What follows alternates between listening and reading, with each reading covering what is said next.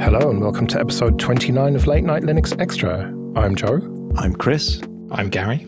And I'm Dalton. So you came back, Dalton. Can't have been that bad for you. I mean, we were a little worried at once, but now we're better. So let's keep doing this, hey? Yeah. Okay, so Chris, you had a thought in our little Telegram group this week about reporting bugs and how really we're not very good at it. That's certainly what I would admit to, but it makes me feel bad. Like, I have to be honest. Obviously, when I first started using Linux, which we've discussed previously, that wasn't something that necessarily I would think about doing. But I do think I'm now at the stage where I can. But frequently what I tend to do is Google what semblance of the problem I have, see if someone else has filed a bug, and wait for the issue to develop without contributing in any way. The only change I've had from that recently was getting audio working on some of the Chromebooks I've got, where I did see an audio open bug, but what I contributed to the bug helped to fix it. And it was satisfying. Like, I have to be honest, the fact that sound was working because I'd contributed some feedback to the bug then got me a fix to that. So I feel like I should do it more. And I know that, like, Popey, for example, says it's easy if you're on Ubuntu. Just click report and it does it. It fills it all out for you. Bang. But I still don't do it. And that does make me feel a bit bad.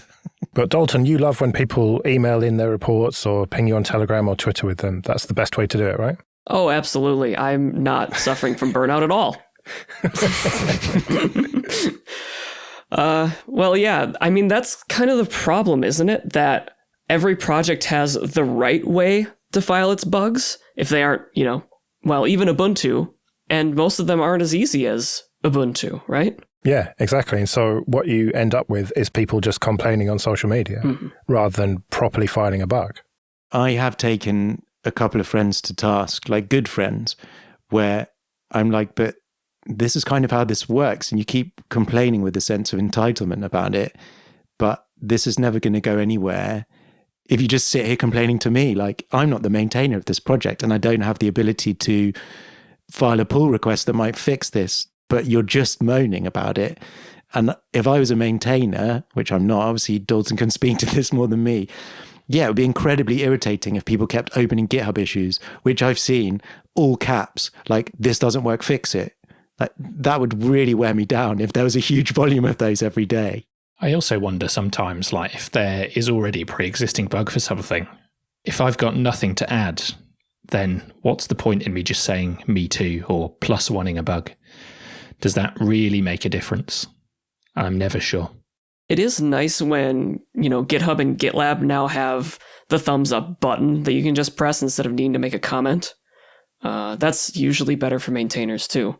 I like it when people do that. It shows that, there's people looking at these things and they didn't file a duplicate on purpose. So it does make me feel good when you do that, honestly. And presumably, if you see more attention, more thumbs up on one particular bug, there's more motivation to attempt to fix it. Right. There's a bit of that, oh, crap, people noticed kind of thing. Yeah, there's like a people actually care about this issue or people actually want this feature type thing, I guess, that happens right in your head where you're like, 100 people have +1 this bug, 25 people have +1 this other bug. Better focus on the one with the bigger number of +1s or thumbs up or whatever it is. That can get people who are +1ing the bug motivated to fix it too. So it's not just the maintainers, but maybe someone comes along and says, oh, I could help a lot of people by fixing this. I want that recognition. If they're a certain kind of person, which is all of them probably. So it can really help get new people involved as much as it can help getting the people who are already involved to look at your thing. Now, I know that I'm terrible for this. I almost never file bugs. I don't complain on social media either. Well, I do sometimes, but otherwise I just put up with it usually. What about you, Gary and Chris? Do you report them? And Dalton, do you practice what you preach? So I've filed a handful of bugs probably in the last couple of years, but they've mostly been related to production things that I'm trying to use at work. So a couple that spring to mind. There was one where the instructions to install Let's Encrypt were really broken when 2004 first came out, and installing certbot just didn't install some dependencies that it needed. I raised a bug, and actually the developers were pretty attentive.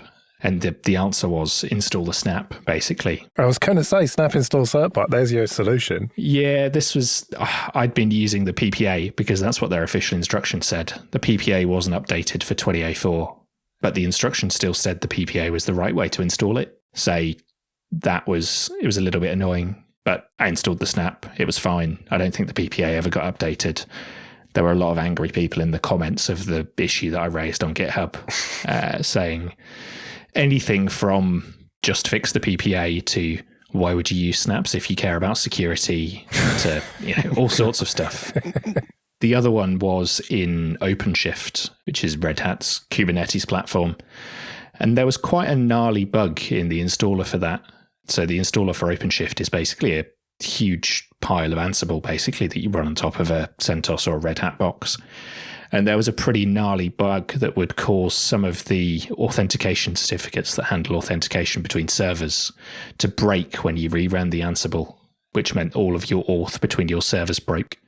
And I raised a bug for that, but I think that's still broken even to this day. More recently, I've become more confident. So when I talk about the sound bug, I'm able to give information that is productive, verifiably what the hardware in my system is, what's happening, outputs from system D, or just various output that is actually going to help the bug to be fixed. But previously, I didn't necessarily have that knowledge. One example that comes to mind, and I hope that WimPress doesn't get angry with me. I remember, I think the 2004 release notes, or maybe it was the previous LTS, one of the headline changelog notes was, we fixed screen tearing for good and no one needs to worry about it anymore. And the first thing that happened when I loaded it up was massive screen tearing, especially in full screen video. And I feel kind of bad filing a bug, and it's quite a hard bug to file because really you need like a screen capture to show that happening. So it's not like I can give you a log of screen tearing happening. I'm sure there is probably some logged process which is helping to indicate why and what's happening with the compositor potentially.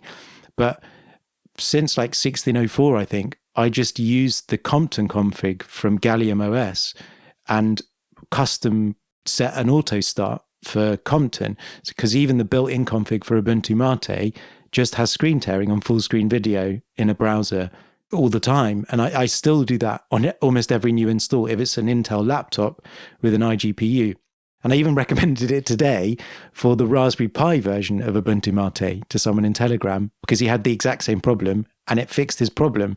And I'm starting to feel like surely I should be honing what I'm doing, and rather than just doing it for myself, take it to someone who can build upon that and maybe work out why it's happening. Because I did actually install Ubuntu Mate on a desktop machine and it didn't tear out of the box. And it was using an Intel iGPU, but a newer CPU. And I just think at this stage, especially, that's where the guilt comes in, because I do think I'm sitting on potentially like actually useful bug filing that I could contribute with. And I just haven't distilled it into a proper filed bug. So I find it interesting that you were saying, Chris, that you didn't raise bugs because you didn't know if you had valuable information to provide.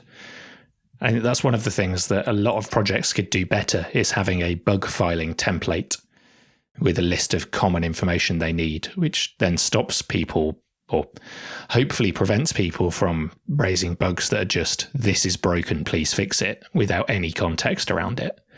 Because I've certainly seen that before, not in open source stuff, but certainly in things that I've maintained at work where people have just said, this set of Ansible doesn't work, or this Terraform doesn't deploy what I expected it to, but without actually telling you what they did, what the expected outcome was, what the result was.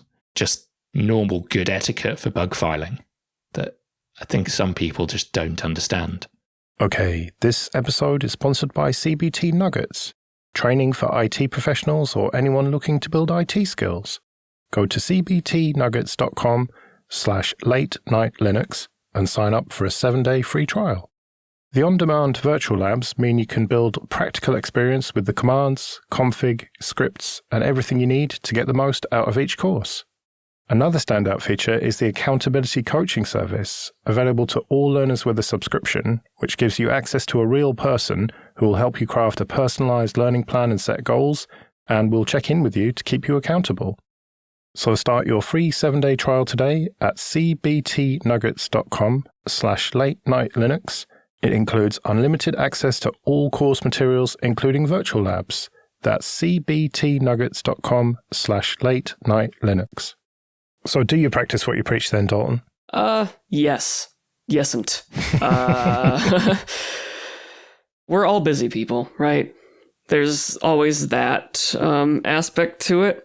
And Chris, I think that you say that you have this config that works and you know of a config that doesn't work. Even that information, if it's written down, can be really helpful to someone who's just, looking over the bug tracker one day, trying to see, I thought I heard someone mention this at some point. Yeah, that kind of thing. I would strongly encourage you to at least write that down, even if it's in throwing it in IRC at someone or something, or pinging Wimpress with it. That can tend to be really helpful, just to go back and say, well, I thought someone... Because the thing with all these bugs is that you're always going to go back to them, even if it's just something that someone mentioned in Telegram one time, and you're like, that's not a big deal. It's a big deal. It will come back to haunt you. So having that written down is really helpful.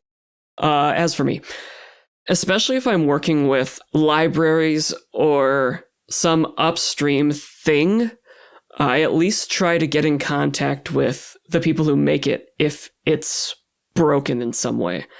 If I'm doing like a web app or some type of service for a client and, I use something upstream, it's broken, I will always almost file a bug on that, because in that case, there's a lot of useful information to be had. There's a lot of logs. Usually these web frameworks and things have stupid amounts of logging to make that work better.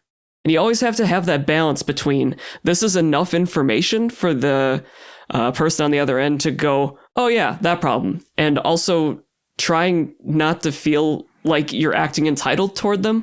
Like, hey, this is broken, I'm sorry. It must be easy if you can file a bug along with a pull request that actually fixes it, or at least an idea of how to possibly fix it. Yeah, that's what always feels best. Sometimes it's not possible. Like, I filed several bugs on Read the Docs where it's just like, I don't know, you got this big infrastructure here, something's happening in it, I'm sorry I can't give more information. Or when it's some big C++ project, or even in projects that I maintain that I just, because some of them were just dumps that are huge projects that I haven't gone all the way through, it's like, I'm just filing this bug, I've observed these things happening, I don't know what's going on, hopefully we can fix it. I know we can fix it eventually. And again, that's where it comes up, where if I don't write that kind of thing down, it will bite me later, without fail. Every time. Like just a few weeks ago, we were working on Ubuntu Touch on the Pine phone. And the Pine phone is different from every other device that Ubuntu Touch runs on because it is using Mir's Wayland support to run the compositor, to run its applications, whereas normally we're using the old deprecated Mir client. And there was a problem where, okay, you turn the screen off and immediately everything just stops.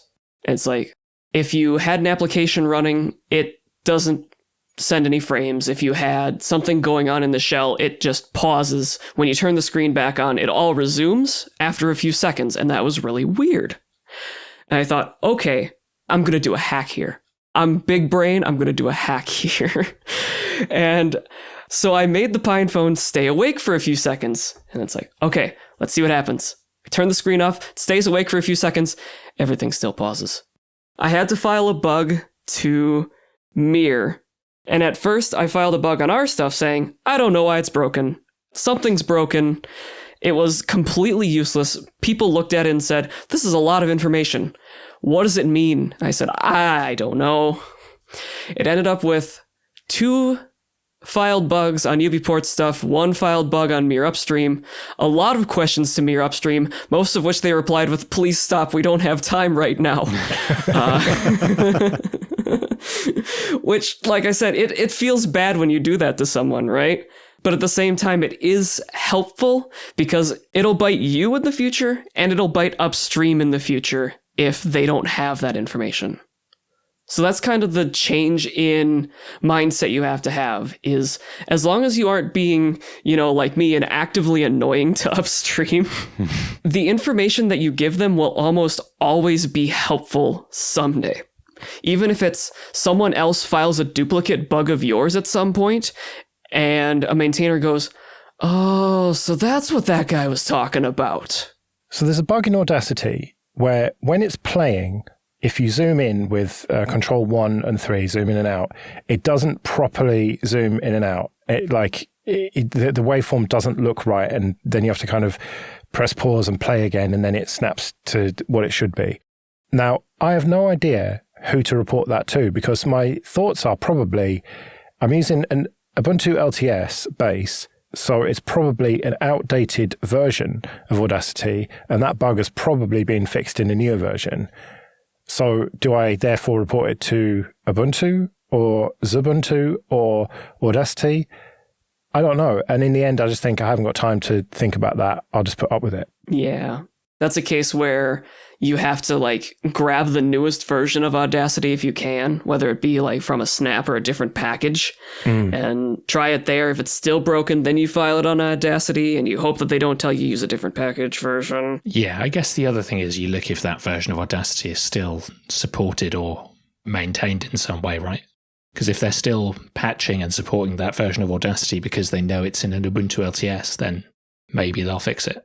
I have actually found before that just mentioning it on a podcast sometimes gets it fixed without having to do the bug report. It's quite a niche way to file a bug, though, because I don't know if we want to encourage everyone to create a podcast to file bugs. Yeah. Please don't. Please don't do that. I don't drive enough to listen to all of your podcasts. If only the bug report podcast was still around, eh? Exactly. Well, we'd better get out of here then. We'll be back in a couple of weeks, but you can get in contact in the meantime. Go to latenightlinux.com/contact.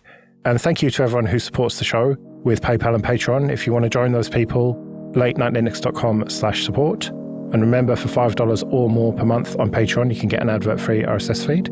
But until a couple of weeks' time then, I've been Joe. I've been Chris. I've been Gary. And I've been Dalton. See you later.